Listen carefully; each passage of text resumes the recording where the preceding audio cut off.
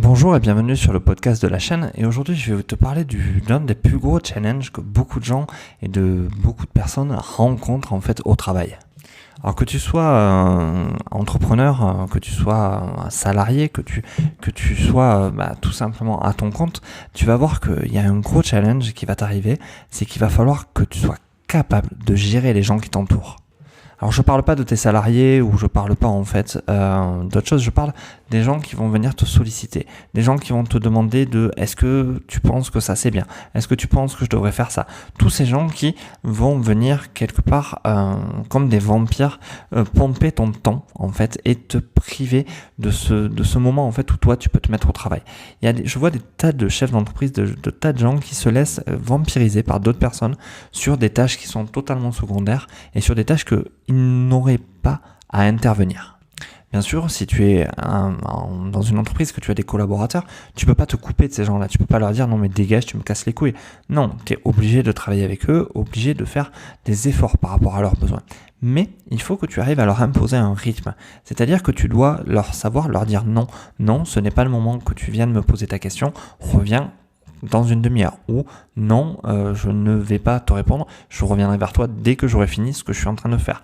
Tu vas devoir imposer ton rythme pour ne pas être complètement vampirisé et bloqué et finalement freiné dans ce que tu as à faire.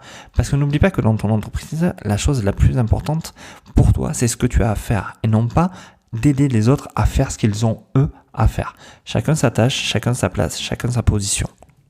Et surtout, c'est que ça va pouvoir augmenter ta productivité, tu vas pouvoir créer beaucoup plus de choses, tu vas pouvoir faire vraiment tout ce que tu as à faire et après consacrer du temps aux gens qui en ont besoin. Parce que si tu prends pas ce temps-là vraiment de réaliser, je sais pas moi, tu as 10 tâches à faire, si tu prends pas le temps de les réaliser et que finalement tu en réalises que 8, c'est toi qui prends du retard. Tu auras certainement aidé les autres à réaliser leurs tâches et c'est très bien, je dis pas qu'il faut pas le faire, mais toi, finalement, tes tâches ne seront pas accomplies. Et ça, c'est aussi valable que tu sois le chef d'entreprise ou que tu sois simplement salarié.